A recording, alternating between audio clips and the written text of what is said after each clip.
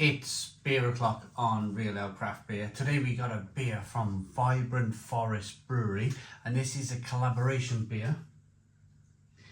Lots of kind of like smiley, happy, pastel coloured beers on this one. It's called Grizzly Pear. It's a Gooseberry and Pear Gose at 4.3% ABV in a 440 milliliter can. And it's a collaboration with Affinity Brew Co.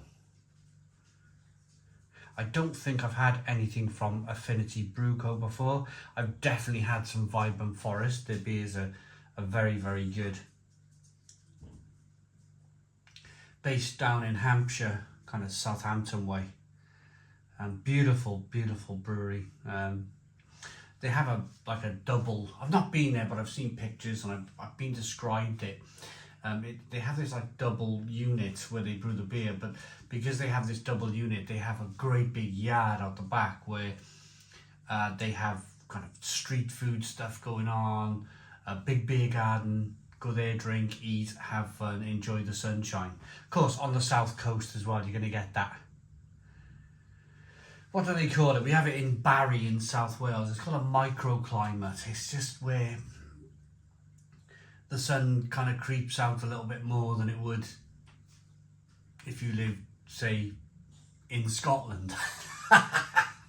I'm joking. All you wonderful Scottish people, I'm joking. Right. A little bit of smoke on the can opening. Hey, you don't call us Southern softies for no reason, do you, eh?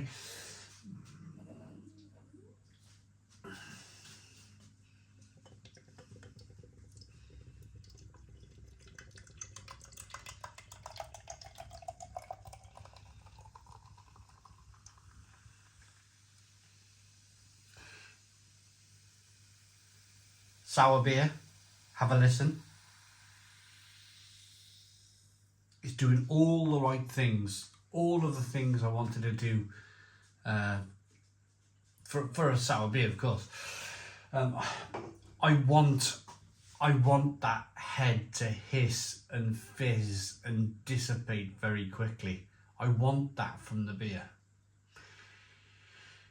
There's nothing worse when you buy a supermarket sour beer and you pour the beer and it's got a great big one finger white head and the head lurks around and you're like, why is it a head on my sour beer? I don't want a head on my sour beer. The reason being is, I mean, it's all science, but I'm presuming it's lactobacillus that they've used in the beer. And whenever I've come across lactobacillus in the beer before, or in any beer, the head dissipates really quickly. It's a characteristic of a proper sour beer. I'll get into that more in a moment.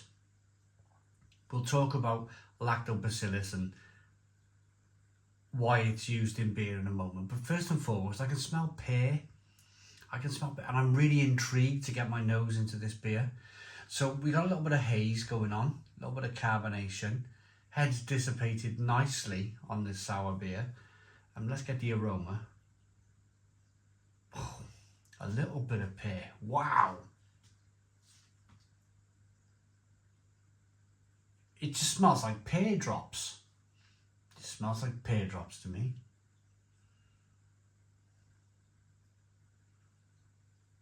It smells really good. Really, really good. Let's dive in. Cheers, everybody.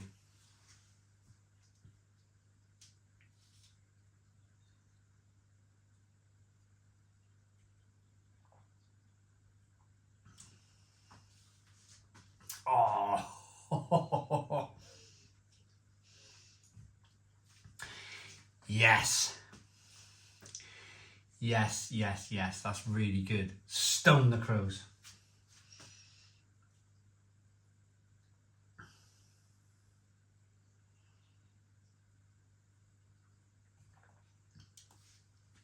It's got a little bit of the Duchess about it. There's some sour beers out there, and then there's the Duchess. I'm talking about the Duchess de Bourgogne. One of my favourite sour beers of all time. Makes my face crimple up like an old bin bag. Oh, wonderful. Absolutely fantastic. Sourness is coming through from start to finish. What I like about sour beer is that when you kind of like get past that sourness, very quickly what follows is this lovely kind of wafer biscuit flavour that just rolls and rolls and rolls. It's fantastic. Fantastic.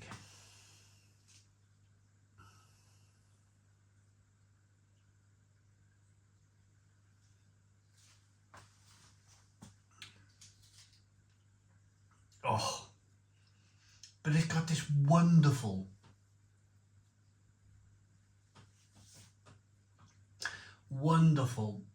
underlying flavour that goes from start to finish, also of pear, of this lovely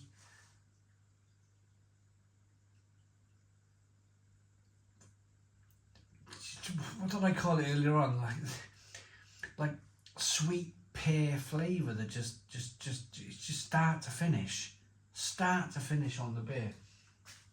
And it's absolutely delicious.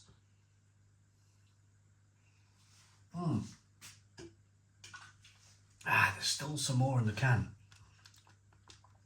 Let's see if it's any more hazier as I pour this beer in then.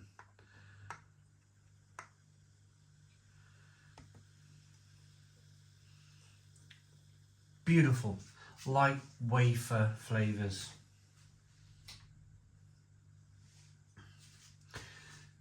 Light malty flavours coming through. Biscuity, wafer-like sourness. It's brilliant.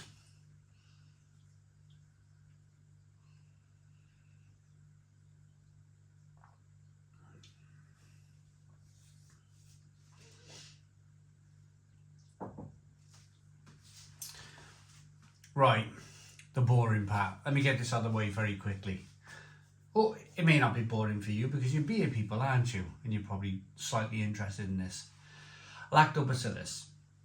Right, what a beer naturally wants to do when you add the malt, when you boil and ferment and create beer with malt, the malt wants to create sweetness, and we go down that road of sweetness.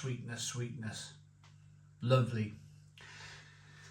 Lactobacillus is a milk byproduct. That's as far as I can go with the scientific part about it, but it's a milk byproduct that they use, and the very simple way of explaining this is the beer, the malt has created this sweetness and it wants to carry on down that sweet road, but there's a blocker. The road is closed. Boom, there's a fork in the road. It has to go not in that direction, in a sweet direction. The lactobacillus makes the beer shoot down a different road, and that's a road of sourness. And I like to be as plain as I can with these things, because otherwise I'll be talking, I don't really understand it myself, to be honest with you. All I understand is it stops it being sweet and it makes it sour. And my best way of explaining that is fork in the road, bish bash bosh, it's not going down there anymore, it's going down a sour path. So that's what, so really lactobacillus is a big blocker in the road, a great big roadworks, and everybody's going off in a different direction. And that different direction is sourness.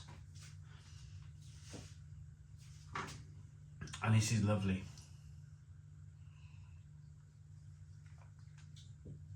So you get the crispness, you get the refreshingness, you get the sourness, not the sweetness. You get prickly pear, which is fantastic. And yeah, you get great beer. The other thing with sour beer is that because the sourness is probably the main kind of aspect and the main flavour of the beer, is that you can cool it down. You can just grab a can of this out the fridge. There's no need to warm it up slightly. You can just poof, grab and go, poof, get it down you. 4 degrees if need be. My rating for this: Vibrant Forest Brewery, 4.3% ABV, Gooseberry and Pear Gose. It's lovely. It's a lovely beer. And yeah, the collaboration is, it's down here, Affinity Brew Co. 8 out of 10. 8 out of 10 from Real Ale Craft Beer. Please put your comments in the comments box, subscribe to our daily beer and food reviews, give us a big fat thumbs up. Boom, cheers.